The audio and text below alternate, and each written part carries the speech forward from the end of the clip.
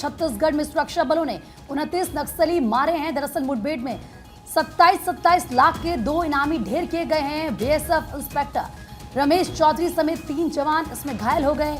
नक्सली leader Shankar Rao समेत सभी शव नक्सलियों के बरामद कर लिए गए हैं। और देखिए, आज हर न्यूज़पेपर में ये खबर प्राथमिकता से यानी कि फ्रंट पेज पर छपी है। कांकेर में ढेर किए गए 29 नक्सली हथियार व गोला बारूद भी बरामद किया गया है। छत्तीसगढ़ में माओवादियों से सबसे बड़ी मुठभेड़ है, जिसमें चुनाव से पहले एक बड़ी कामयाबी के तौर पर इसको देखा जा रहा है। इसके अलावा आपको बता दें कि देखिए, चुनाव यानी कि 19 अप्रैल को होना है, अब 3 दिन का समय बचा है, लेकिन ऐसे में ये जो नक्सली थे ये किसी बड़ी वारदात को अंजाम देने के इरादे से लगातार एक्टिव थे। ऐसे में सुरक्षा बलों को ये एक बड़ी कामयाबी मिली है। 29 नक्सली मारे गए हैं। कांकेर जिले के हापा टोला के जंगल में कल दरअसल किस तरीके से मुठभेड़ में मारे गए नक्सलियों में दुर्दान शंकर राव भी शामिल है। इसके अलावा नक्सलियों के पास से भारी मात्रा में हथियार व गोला बारूद भी बरामद किया गया है। आपको बता दें कि 3 जवान भी इसमें जख्मी हुए हैं। आपको बता दें कि किस तरीके से पूरे बस्तर में अब अलर्ट जारी कर दिया गया है। बड़ी संख्या में नक्सलियों के ढेर होने के बाद ये अलर्ट जारी किया गया है। सुरक्षा बल इस वक्त काफी ज्यादा अलर्ट पर है, वो भी इसीलिए क्योंकि ज्यादा समय चुनाव पर नहीं बचे हैं। पहले चरण का चुनाव होना है और जैसे कि हमने कहा कि अगर आप समझिए ये संख्या, ये आंकड़ा कितना ज्यादा बड़ा है। 29 नक्सली ये किसी बड़ी वारदात को अंजाम देने की फिराक में थे। ऐसे में ये सुरक्षा बलों के लिए एक बड़ी कामयाबी है। और ये कहा जा रहा है कि 27 लाख रुपए का इनामी शंकर राव मारा गया है, लेकिन 3 जवान इस दौरान जख्मी हो गए हैं। इस ऑपरेशन पर छत्तीसगढ़ में सुरक्षा बलों के अभियान में बड़ी संख्या में नक्सली मारे गए और इस अभियान को सफल बनाने वाले सभी सुरक्षा कर्मियों को बधाई देता हूं। ये स्टेटमेंट गृह मंत्री अमित शाह की तरफ से। बढ़ते खबरों में आगे और अगली बड़ी खबर आपको बताते चले। ईरान इजराइल के बीच भारी तनाव, युद्ध के हालात के बीच दोनों देशों में तनाव की स्थिति है। पश्चिमी देशों पर सबकी नजर है। ईरान इजराइल जंग पर यूएन का भी बयान सामने आया है और शरीफ इंसानों, देखिए इसे लेकर ये बयान भी सामने आया है। और आपको बताते चले, देखिए ईरान के एटमी ठिकानों पर हमला संभव और मध्य पूर्व में तनाव के बीच यूएन परमाणु निगरानी प्रमुख ने चिंता जताई है। इजराइल कर सकता है पलटवार और इसी हेडलाइन के साथ इस खबर का जिक्र अखबारों में भी है। 32 देशों को भी लिखा गया है पत्र। इजराइल के विदेश मंत्री बेनी कार्ड्स ने 32 देशों को लेटर लिखा और इसमें उन्होंने ईरान के मिसाइल प्रोग्राम पर प्रतिबंध लगाने की मांग की है। साथ ही साथ आपको बताते चले कि ईरान के हमलों के बाद जवाब में इजराइल उसके परमाणु ठिकानों पर हमला कर सकता है और खुद अंतर्राष्ट्रीय परमाणु ऊर्जा एजेंसी के प्रमुख राफेल ग्रॉसी ने इस बात को लेकर चिंता जाहिर की है। और पूरी जानकारी से लेकर देखिए दी गई है किस तरह से अटैक हुआ और ईरान ने ये पूरी जानकारी शेयर की थी। साथ ही साथ आपको बताते चले कि इस बयान के बाद इजरायली सेना प्रमुख के उस बयान के बाद आया है जिसमें कहा गया कि इजराइल ईरान के ड्रोन मिसाइलों पर हमले का जवाब देगा जरूर। बिल्कुल, आगे बढ़ते हैं और देखिए मिडिल ईस्ट में तनाव की खबर आपको बताते हैं। 2 युद्ध से जूझ रही दुनिया को तीसरे की आहट। ईरान ने परमाणु संयंत्र बंद किए। इजरायली हमले में डर से बंद किए संयंत्र। अगर दैनिक भास्कर के देश विदेश सेगमेंट की हम बात करें तो उस पन्ने को जब हम पलटते हैं तो हेडलाइन है कि मिडिल ईस्ट में तनाव, 2 युद्ध से जूझ रही है दुनिया, तीसरी युद्ध की आहट। और सब हेडलाइन, इजराइल के हमले के डर से ईरान ने अपने परमाणु संयंत्र बंद किए। देखिए, पहले से जारी 2 युद्ध के चलते दुनिया में स्थिति काफी ज्यादा गंभीर है। एक हमास इजराइल युद्ध 193 दिन हो चुके हैं और रूस यूक्रेन युद्ध 782 दिन हो चुके हैं। गाजा की बात करें तो 95% लोग भूखमरी के शिकार है। यहाँ पर एक प्रॉपर ग्राफ बताया गया है कि किस तरह की स्थिति किस इलाके में फिलहाल बनी हुई है। और दूसरी तरफ रूस यूक्रेन युद्ध की बात करें तो 5 मोर्चों पर रूस से इस वक्त फिलहाल यूक्रेन जंग लड़ रहा है। क्या नुकसान, अब स्थिति क्या है, दुनिया पर क्या असर पड़ रहा है, दोनों युद्ध के बारे में जानकारी दी गई है। यूक्रेन, रूस, इजरायली हमास जैसे 2 युद्ध झेल रही दुनिया, अब तीसरे युद्ध का संकट यहाँ पर काफी ज्यादा गहराता हुआ नजर आ रहा है। पिछले शनिवार को ईरान ने इजराइल पर 300 से ज्यादा ड्रोन और मिसाइल्स अटैक किए। इसके बाद मिडिल ईस्ट में तनाव चरम पर है। इजरायली सैन्य प्रमुख लेफ्टिनेंट जनरल हर्जी हलेवी ने कहा, इजराइल अपने अगले कदम पर विचार कर रहा है और ईरान के हमले का जवाब दिया जाएगा। इधर ईरानी राष्ट्रपति ने भी चेतावनी जारी की कि अगर इजराइल कोई कार्रवाई करता है तो उस पर फिलहाल कड़ी कार्रवाई की जाएगी, जवाब दिया जाएगा, हम चुप नहीं रहेंगे। ईरान ने कहा कि वो इजराइल की किसी भी हमले का 1 सेकंड में जवाब दे सकता है और जरूरत पड़ने पर पहले कभी इस्तेमाल न किए गए हथियार भी तैनात किए जाएंगे। तो यानी कि खतरनाक हथियारों का इस्तेमाल भी अब लगातार चेतावनी इसको लेकर मिल रही है। एक तरफ हमने आपको बताया हमास इजराइल युद्ध और रूस यूक्रेन युद्ध, लेकिन अब आप देख सकते हैं कि मिडल ईस्ट में तनाव लगातार बढ़ता जा रहा है। कैसे लगातार जो देश एक दूसरे को चेतावनी देते हुए नजर आ रहे, बकायदा देश विदेश के सेगमेंट में दैनिक भास्कर में विस्तार से बताया गया इस खबर को लेकर। देखिए, कुल मिलाकर ईरान के हमले की वजह से इजराइल भी फिलहाल गुस्से में है और इस बीच जो जानकारी मिल रही है उसके अनुसार जल्द आ सकते हैं ईरान में कैद भारतीय।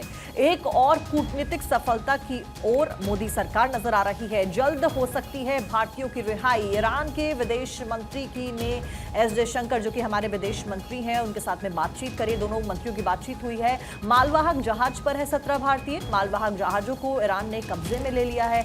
अब भारत का विदेश मंत्रालय एक्टिव हो गया है, सक्रिय हो गया है और अब ईरान के विदेश मंत्रालय का भी इस पूरे मामले के ऊपर बयान आ गया है, जिसके बाद ये कहा जा रहा है और ये संभावना जताई जा रही है और ये पॉजिटिव खबर आ सकती है कि उन सभी भारतीयों को वापस लाया जा सकता है, उन सभी की रिहाई हो सकती है। और इससे पहले भी हमने देखा है कि किस तरीके से भारतीय सरकार, विदेश मंत्रालय इन सभी मामलों में बहुत एक्टिवली काम करता हुआ नजर आया है और तमाम जो भारतीय हैं जो कि दूसरे देशों में स्थित हैं, जो कि ऐसी परेशानियों से जूझ रहे हैं, उनकी समस्या को हल भी करता हुआ नजर आ रहा है। ऐसा ही कुछ अब ईरान के साथ भी होने वाला है।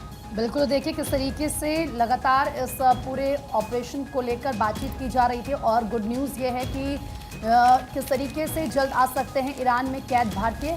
बाकायदा अधिकारियों के साथ बातचीत का दौर भी जारी है। चलिए आगे बढ़ते हैं और एक और बड़ी खबर आपको बता देते हैं। यूएई में भारी बारिश से ओमान में 18 लोगों की मौत हुई है। भारी बारिश के बाद दुबई एयरपोर्ट पूरी तरीके से ठप हो चुका है। अगले 24 घंटों के दौरान ओलावृष्टि की चेतावनी बाकायदा जारी की गई है। तो यूएई में भारी बारिश हुई है और उसके बाद जो नज़ारा है आप देख सकते हैं, ये भारी पानी आपको सड़कों पर नजर आ रहा होगा। ये लग ही नहीं रहा कि सड़कें ये समंदर में तब्दील हो चुकी हैं। ऐसे में संयुक्त अरब अमीरात और उसके आसपास के देशों में कल जमकर बारिश हुई है। बारिश के चलते यूएई में जो प्रमुख राजमार्ग है वहाँ के कुछ हिस्सों में पानी भर गया। पूरे दुबई में जो वाहन है वो सड़कों पर जगह जगह खड़े नजर आए। तस्वीरें आप देख सकते हैं। हालांकि अगर कुछ गाड़ियाँ चल रही हैं तो स्पीड बहुत ज़्यादा कम है और ऐसे में मुश्किलें यूएई के लोगों की बहुत ज़्यादा बढ़ चुकी है। करीब 25 मिनट तक संचालन पूरी तरीके से बंद रहा। ये देखिए, ये एयरपोर्ट की तस्वीर आप देख रहे हैं और आप देख सकते हैं कि प्लेन किस तरीके से रनवे पर दौड़ता हुआ नजर आ रहा है। हालांकि रफ्तार बहुत ज़्यादा कम है, लेकिन लग ही नहीं रहा कि ये एयरपोर्ट है। आपने इससे पहले किसी एयरपोर्ट का नज़ारा ऐसा नहीं देखा होगा।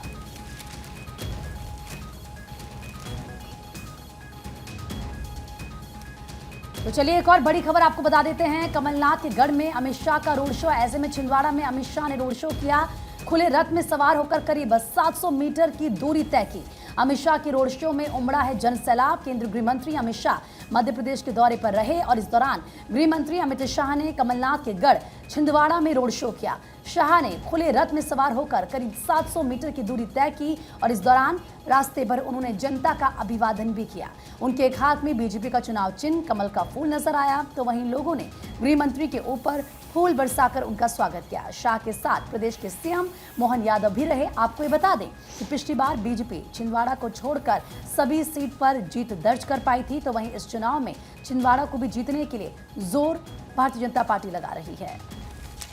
तो देखिए तस्वीरें कमलनाथ के गढ़ में अमित शाह का ये भव्य रोड शो, जिसकी तस्वीर आपके स्क्रीन पर। चुनावी हुंकार लगातार बीजेपी के दिग्गज अलग अलग जगहों पर भरते हुए नजर आ रहे हैं और बीजेपी प्रत्याशी के पक्ष में वोट की अपील कर रहे हैं। तो देखिए भारी संख्या में यहां पर लोगों की भीड़ उमड़ी और कमलनाथ के गढ़ में अमित शाह का रोड शो हुआ। आज भी अमित शाह कई राज्यों के दौरे पर पहुंचेंगे, राजस्थान पहुंचेंगे, चुनावी हुंकार भरते हुए नजर आएंगे। बीते दिन की बात करें तो मध्य प्रदेश, साथ ही साथ उत्तराखंड और जम्मू में भी चुनावी हुंकार भरते हुए नजर आए और तमाम बड़ी बातों का जिक्र इस दौरान गृह मंत्री अमित शाह ने किया। और देखिए किस तरह से अमित शाह के रोड शो में भारी जनसैलाब उमड़ा है। बढ़ते खबरों में आके और अगली बड़ी खबर आपको बताएंगे। रामलला के सूर्य तिलक का मंदिरों का जो है वो लाइव प्रसारण होगा। साथ ही साथ बेंगलुरु की कंपनी ने डोनेट किया है 1.20 करोड़ का सिस्टम CBRI रुड़की ने डिजाइन किया है ये सिस्टम और 65 फीट लंबे सिस्टम में अष्ट धातु के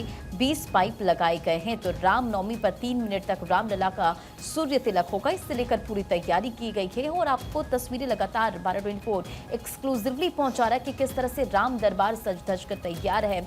और रामलला की बात करें तो आज उन्हें विशेष वस्त्र पहनाया गया है, सोने चांदी के आभूषणों से उन्हें सजाया गया है और मंदिर की तस्वीरें आपने देखी, भारी संख्या में लोगों की भीड़ वहां पर लगातार पहुंच रही है और रामलला के सूर्य तिलक का मंदिरों में भी लाइव प्रसारण होगा।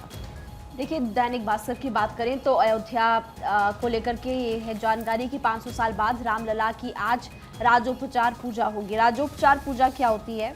षोडोपचार के अलावा राजसी वैभव होता है और अपने आराध्य की राजा की तरह छत्र, चमर, पादुका, आभूषण, 56 भोग आदि राजसी ठाट बाट के साथ पूजा की जाती है। तो आज जो हमारे रामलला है उनका भी राजोपचार होगा, पूजा उनकी होगी और राजसी ठाट बाट के साथ रामलला की पूजा अर्चना की जाएगी। सुबह 3:30 बजे से देखिए दर्शन कर रहे हैं श्रद्धालु और सुबह से श्रृंगार किया जा रहा है। सोने चांदी के आभूषणों से रामलला को सजाया जा रहा है। ठीक 12:16 का वो वक्त होगा जब राम जी का सूर्याभिषेक होगा। सबसे खास मौका श्री रामलला के सूर्याभिषेक का, जिसके लिए लोगों को लंबे समय से इंतजार था। सूर्य की किरणें अभिषेक उनका करेगी, उनके ललाट पर पड़ेगी सूर्य की किरणें, चमकता धमकता उनका मस्तिष्क नजर आने वाला है। हालांकि ट्रायल हुआ था, ट्रायल में भी वो खूबसूरत तस्वीरें सामने आई थी। भगवान के बाल रूप प्राचीन विग्रह का पंचामृत से अभिषेक, पूजन, श्रृंगार किया जाएगा। 56 भोग लगाए जाएंगे। अयोध्या के सभी मंदिरों में आयोजन आज होने वाला है और खास तस्वीरें आज दिन भर में आपको देखने को मिलेगी। तो देखिए, सबके बीच में आर्टिकल्स अलग अलग अखबारों में मौजूद हैं, खबरें अलग अलग तरीके से बताई गई हैं और जानकारी दी गई किस तरीके से आज रामलला का सूर्य तिलक किया जाएगा। इस बीच दैनिक जागरण की अगर बात की जाए तो एडिटोरियल पेज पर यहां पर बताया गया है कि जन जन तक पहुंचे श्री राम का संदेश और आज प्रभु राम की वंदना करने के साथ ही ये भी आवश्यक है कि हम उनके दिखाए गए मार्ग पर भी चलना शुरू करें और ऐसी तमाम हेडलाइंस अखबारों में मौजूद है। बहरहाल आगे बढ़ते हुए अगली खबर का रुख कर लेते हैं। आपको बता दें कि चुनाव आयोग ने एक्स प्लेटफॉर्म से 4 चुनावी पोस्ट को हटाया है। चुनाव आयोग के द्वारा सीधे तौर पर यह कहा गया है कि आचार संहिता का उल्लंघन हुआ है। सोशल मीडिया कंपनी बोली है कि ये कैसी अभिव्यक्ति की आजादी है। तो एक तरीके से दोनों के बीच में अपने अपने पॉइंट्स को लेकर चर्चा की जा रही है। वाईएसआर कांग्रेस, आम आदमी पार्टी के पोस्ट इसमें शामिल है। कुल मिलाकर 4 पोस्ट को हटाया गया है। चंद्रबाबू नायडू और सम्राट चौधरी के पोस्ट भी इसमें शामिल हैं।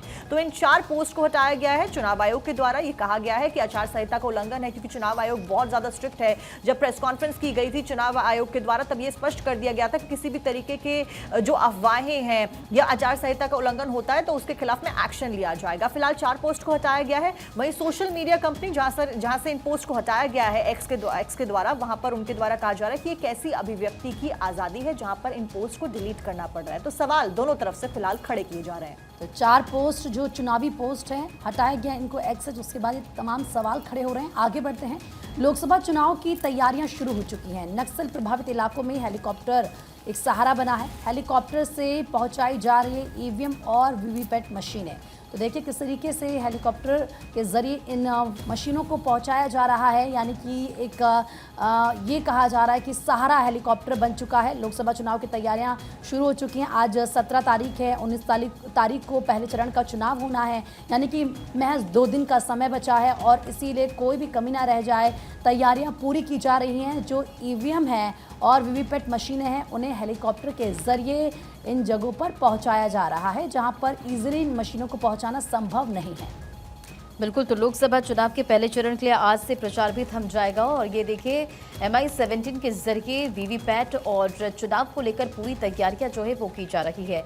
हेलीकॉप्टर से पहुंचाई जा रही है ईवीएम और वीवीपैट और नक्सल प्रभावित इलाकों में हेलीकॉप्टर सहारा बना है। बढ़ते खबरों में आगे और अगली बड़ी खबर आपको बताएंगे। वित्त मंत्री निर्मला सीतारमण ने कांग्रेस पर निशाना साधा है। राजस्थान में कांग्रेस पर निर्मला सीतारमण बरसी और कांग्रेस के मैनिफेस्टो में ओपीएस का जिक्र तक नहीं। गहलोत ने अटकाया ERCP प्रोजेक्ट और ओपीएस लागू करना गहलोत का गलत फैसला था, ये स्टेटमेंट दिया गया है। तो देखिए, एक तरफ चुनावी प्रचार प्रसार तेज है क्योंकि लोकसभा चुनाव की तारीखों के ऐलान के साथ साथ अब वो दिन भी आ गया है जब पहले चरण की वोटिंग होने वाली है। और उससे पहले देखिए, तमाम जो दिग्गज है वो चुनावी मैदान में हुंकार भर रहे हैं। और बात अगर बीजेपी की करें, एनडीए की करें, तो 400 पार का नारा लेकर चुनावी मैदान में उतरी है, उस लक्ष्य के साथ आगे बढ़ रही है, रणनीति बनाते हुए किस तरह से ज्यादा सीटों पर जीत हासिल की जा सके, वोट परसेंटेज बढ़ाया जा सके, इसे लेकर तमाम दिग्गज काम कर रहे हैं। और यहाँ पर वित्त मंत्री निर्मला सीतारमण ने एक बार फिर से कांग्रेस पर निशाना साधा है। ये तो होगी चुनाव की बात। अब खबर श्रीनगर से। झेलम नदी में नाव पलटी, हादसे में 2 बच्चों समेत 6 की जान चली गई। 6 लोगों को रेस्क्यू फिलहाल किया गया है। नाव में 7 स्कूली बच्चों समेत 15 लोग सवार थे। दैनिक भास्कर की हेडलाइन, झेलम में नाव पलटी, 4 बच्चों समेत 6 की मौत। जम्मू कश्मीर, ओडिशा, बिहार में अलग अलग हादसों में 19 लोगों की कल मौत हो गई। इसकी जानकारी फिलहाल दी गई है। जम्मू कश्मीर के अनंतनाग जिले में मंगलवार को झेलम नदी में नाव पलटने से 4 बच्चों समेत 6 की मौत हो गई। हादसा गंडबल नौगाम में सुबह करीब 8 बजे के आसपास हुआ और नाव में 15 लोग सवार थे। इसी बीच अन्य राज्यों को लेकर के भी यहाँ पर फिलहाल जानकारी दी गई। कुछ तस्वीर यहाँ पर है कि जम्मू कश्मीर के गंडबल नौगाम में हादसे के बाद राहत और बचाव कार्य जो चल रहा था तब की तस्वीरें भी हैं और आपकी टीवी स्क्रीन पर भी फिलहाल हम आपको तस्वीरें दिखा रहे हैं। झेलम नदी में नाव फिलहाल पलटी है, 7 स्कूली बच्चों समेत 15 लोग सवार थे। लेकिन सबसे बड़ी बात, कई सवाल यहाँ पर खड़े होते हैं कि आपके पास व्यवस्थाएं होनी चाहिए, वो आपकी व्यवस्थाएं प्रॉपर नहीं थी, लाइफ जैकेट्स आपके पास नहीं थी। कई सवाल यहाँ पर खड़े होते हैं, वो जांच का विषय। हालांकि इसको लेकर जांच जरूर होगी, लेकिन दुखद खबर है कि बच्चे थे, 7 स्कूली बच्चों समेत कुल टोटल 15 के आसपास लोग इसमें सवार थे। और देखिए, 3 लोग अब भी लापता फिलहाल बताए जा रहे हैं। देखिए, कुल मिलाकर श्रीनगर से खबर, जहां पर झेलम नदी में नाव पलटने की वजह से बड़ा हादसा हो गया। 6 लोगों का रेस्क्यू फिलहाल कर लिया गया है। वहीं 7 स्कूली बच्चों समेत 15 लोग इस नाव में सवार थे, जिन बाकी लोग अभी लापता बताए जा रहे हैं। 3 लोग, उनके लिए लगातार सर्च ऑपरेशन चलाया जा रहा है और लगातार जो गोताखोर हैं, जो टीम है, वो सर्चिंग कर रही है और लोगों को ढूंढने के लिए तमाम प्रयास किए जा रहे हैं। नाव पलटने की वजह से झेलम नदी में ये बड़ा हादसा हो गया, तो श्रीनगर से ये बड़ी जानकारी आप तक पहुंचा रहे हैं। आगे बढ़ते हैं, आपको बता दें कि जम्मू कश्मीर के रामबन और बनिहाल में लैंडस्लाइड की जानकारी मिली। NH-44 सहित जम्मू श्रीनगर राष्ट्रीय राजमार्ग बंद कर दिए गए हैं एहतियाती कदम उठाते हुए। वहीं ऊंचे इलाकों में एवलांच का अलर्ट जारी कर दिया गया है। तो मौसम की करवट बदलने की वजह से यहां पर लैंडस्लाइड हुई है, एवलांच का अलर्ट जारी कर दिया गया है। ऊपरी इलाकों में NH-44 सहित जम्मू श्रीनगर राजमार्ग को फिलहाल बंद कर दिया गया है, क्योंकि एक तरफ जहां लैंडस्लाइड का अलर्ट जारी है, वहीं एवलांच का अलर्ट भी जारी कर दिया गया है, जिसकी वजह से NH-44 प्रभावित हो सकता है। तो एहतियाती कदम उठाते हुए सड़कें खाली कराई गई है, NH-44 खाली करा दिया गया है और उसको बंद कर दिया गया है। साथ साथ में जम्मू श्रीनगर राजमार्ग भी एहतियाती कदम उठाते हुए बंद कर दिया गया है। वहीं जो तस्वीरें सामने आई हैं वो फिलहाल आपकी स्क्रीन पर जम्मू कश्मीर के रामबन और बनिहाल की तस्वीरें, जहां पर लैंडस्लाइड के बाद क्या कुछ सामने आया वो आपने देखा।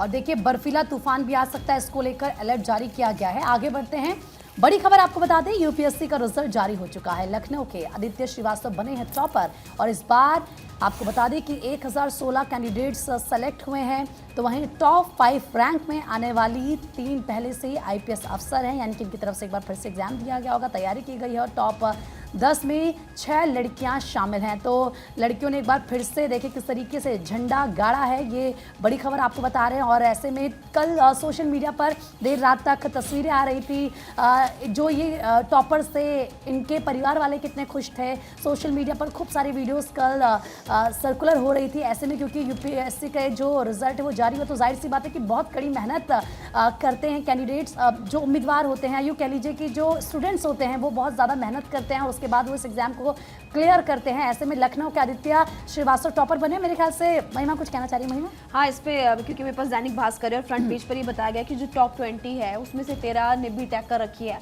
और टॉप 5 में 3 पहले से ही आईपीएस अफसर भी है। 352 लड़कियां सेलेक्ट हुई हैं और आपने ऑलरेडी बताया भी कि पिछली बार से 32 से लड़कियां ज़्यादा है। टॉप 3 इनमें से 2 पहले प्रयास में सफल भी हुए थे। रैंक 1, 2 और 3 के बारे में बताया गया, जैसे कि आदित्य श्रीवास्तव के बारे में बताया गया कि आईआईटी कानपुर से इलेक्ट्रिक इंजीनियरिंग में भी टेक और एमटेक किया और पिछली बार 236वीं रैंक थी। और सफल होने पर पिताजी को फ़ोन करते हुए एक ही लाइन में कहा, पापा ये कुछ ज़्यादा ही हो गया। मतलब इस तरह की बातें कहते हुए नजर आए फिलहाल।